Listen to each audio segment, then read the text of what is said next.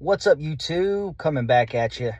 Look, what's up, folks? Wanted to say hi and wanted to shout out my truck drivers, man. Look, it's 2025. It's the end of the year, December. Coming up on a new year. Thinking about the goals and things of what I'm going to do next year. It's probably going to change. There's probably going to be some changes next year. Done come up last couple years. Worked really hard. I'm not probably going to see the fruits of my labor necessarily next year, but going to maybe start to see some benefits, I guess. But I wanted to talk about what happened to me the last couple of years and what I saw coming in 2020, 2021, and specifically 2021. I saw tough times coming. Okay, I saw all the printing of money that was being done by the Congress, and I saw the administration that was coming into office, and I'm not going to get political, so don't worry, I'm not.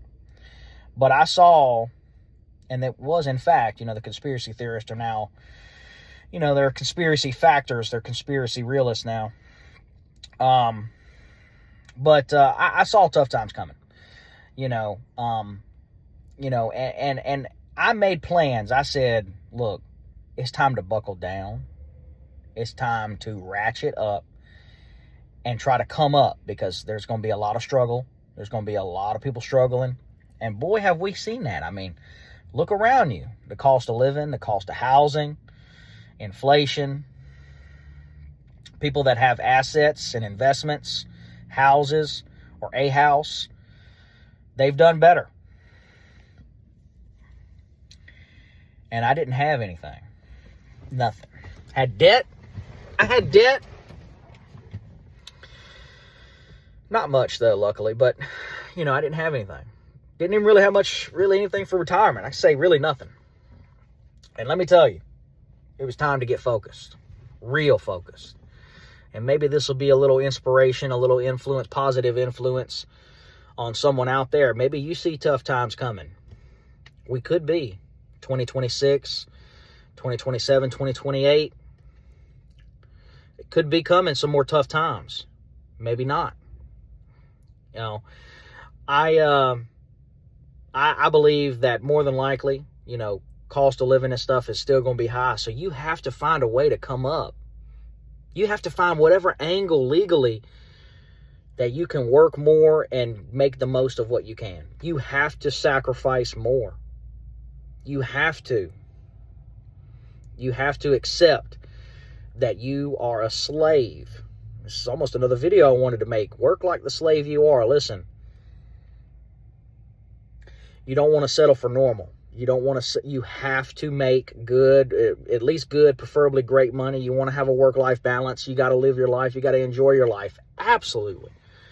But that's part of why you work so hard and you sacrifice, so that hopefully you can have that. And it's about coming up. In 2021, I saw that tough times were coming. I was telling my family.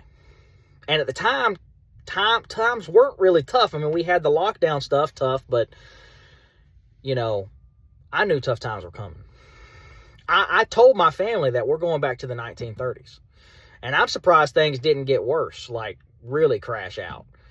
But things are tough. I mean, look around, folks. There's people making $100,000 a year that are working like a dog to get back up and go back to work, to go back home, to live paycheck to paycheck,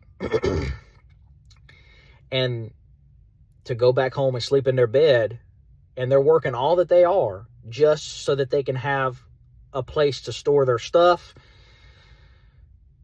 maybe enjoy one day off a week, maybe. It used to be overtime was optional. These days, if you're not working overtime, you're either lazy or you're ignorant, or you've already made it. And that's one of the interesting things with trucking. There's almost no such thing as a 40-hour work week in this. You just want your pay to really come out well. A lot of sacrifice. But in 2021, I was starting this trucking career, or starting this journey. I knew my life was going to change. I've talked about that in some other videos maybe you should check out. And some of the things that I did. I needed to change my life, and I was wanting to make it happen. And maybe this will inspire somebody. Maybe it'll influence somebody. Maybe it'll just be good for you to listen to. Because I know what that's like. I listen to people. That's why I know that people are struggling, because I listen to other people talking about it. Hell, while I was working and grinding so hard, I spent a lot of my time listening to other people talk about how tough it has gotten. And that fueled me more, because I know that I'm coming up. I know I'm sacrificing. I know I'm sacrificing a lot. I sacrificed a lot living in the truck the last 4 years, working as hard as I have. And it was all with a plan and a goal of trying to come up from the mud, from nothing. And it may not be trucking for somebody, but you got to find your way. And once again, trucking definitely has its downfalls. And I talk about it quite negatively on the channel, because I'm trying to show people what's really going on outside of this little world that you live in, that you don't see anything else going on. And I'm telling you, truck drivers, we see the world as a bigger picture, don't we? We do. We absolutely do, because we see a lot of it. We experience a lot of it, a lot more than the average person. And that has been an awakening in of itself. But I kind of already knew that. I suspected it, was just really seeing it. But I can tell you this. I don't encourage people to get into trucking. It's not for most people. But it can be good for some people. And, you know, it's definitely can have its advantages. And it has its benefits. But whatever it is for you, you got to come up. You have to find a way to cut your expenses as low as you can. Make the most of what you have. Okay? And focus. Learn as much as you can about saving your money and investing. And, you know, everything that comes with that. I'm not going to even get into any of that. But you have to. And for some people out there, and it may, I can't even say it's not, it's going to apply to me, realistically. AI is coming, son. Robotics is coming. Autonomous vehicles and stuff are coming. I don't think the truck driver's getting replaced, but I'll tell you this. There's a lot of people that are going to have to learn new skill sets. And that's very bad news. That's anybody out here that's an adult, that's adulting in this real world, you know how tough, almost impossible it is. The upheaval of either losing a job, having to change jobs, especially having to do something with a career, learning a new skill set, getting into a new profession, getting a new certificate, getting a new degree, expanding on your skill sets, expanding on your degree, whatever, getting new experience, working harder and sacrificing more. Shout out to those folks out there, the college-educated folks, man. A lot of people getting laid off these days. It's been going on for over a year now. It started a little while ago. It's nothing new. And let me tell you, that is some serious upheaval. Okay? And I'll tell you the serious upheaval of being a bill-paying adult, paying your bills, a bill-paying adult, and trying to switch to a new job or new career. That is, yeah, there's a lot of good, you know, you start fresh and, you know, new journey. There's, you know, there can be a lot of goods, especially if you're blessed enough to be in that kind of position. But I'm telling you right now, you never know what's going to come over the next few years, the next couple decades. And I'm a little disappointed in the system at large in that it's very hard to learn a new skill set when you have bills to pay. I wish that the system was better at large, especially with these changing times. I think it's critical. We got to have something in place where, you know, people can learn new skills and get new trades and get new careers as the times are changing. And unfortunately, the world around us is changing around us, and they're not setting anything up to help us get ahead, we're falling all behind. And they're not setting up anything to help people transition into the new careers, the new skill sets that people are going to be forced into. And I'm really disappointed. I would love to see, I don't know what it would be, what it could be. I'm not the genius. And everything is inflationary, so, like free healthcare and stuff, there's a lot of things that just don't make financial sense. But I'm going to tell you, as a bill-paying adult, it's really sad. You grow up and you don't even realize when you're young, before you wake up, that you better pick a career and you better pick it right. Because for one, you got to have a career. 2, you got to have a job. And 3, you got to have something that's going to stand the test of time. And let me tell you something right now. I'm 32. My generation and the generations ahead of us, man, the times are changing, and they're changing fast. It's what they call accelerating at an accelerated rate. And if you are not doing well financially yet, man, if you are not where you want to be yet, you need to get there quick, fast, and in a hurry. And I saw that coming in 2021. I didn't really see the AI stuff yet, but I'm telling you right now, I feel for the white-collar, college-educated folks.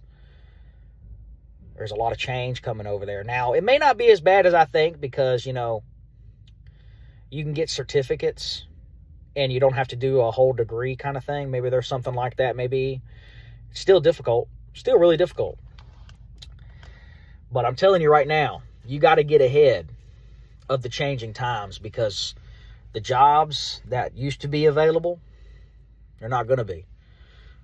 The positions, the skill sets that used to be an asset, they're not going to be. Unless you do it the right way. Maybe if you own a little business, maybe doing it for yourself. Maybe you manage AI, Maybe you get into the tech side of things. Maybe, I don't know. I don't know if it's the answer. I'm sure it is for some. It's going to be for some. I'll tell you. You got to get caught up to the times and how fast things are changing, and how fast they're going to change over the next several decades. It's going to be wild, man, because the powers that be, the system at large, they're setting up, a technological boom that is going to change things a lot and quick. And they're not helping us through it. And it's not doom and gloom, it's just reality. Because we're already paycheck to paycheck. I mean, you look at some of this alleged statistics, and how few people have $1,000 for an emergency. How few people have a certain amount saved for retirement. How few people can afford to buy a home. How few people are actually satisfied with their work-life balance. And how many people are prepared for the changing times with AI and robotics and stuff like that. Listen, I went to a truck driver, obviously. I don't really know if I made that. I think I made it apparent, but I went to an Amazon facility I think it was over a year ago. I went into this big distribution center in Pennsylvania. And I went up there and I pulled up to a series of cameras, a handful of cameras, looking at me, looking at the license plates, truck and trailer, looking into the cab, looking at me. And I talked to somebody through a camera and a big screen, somebody that's in the Philippines. And that person was checking me in at this facility.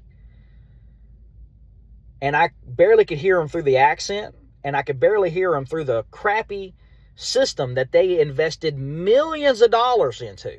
Millions. Could you imagine probably the millions of dollars that they're investing in this stuff? But they didn't want to pay none of us no more. Listen, that's the saddest thing of it. And it's a complete betrayal, really, of corporate America and greed, corporate greed.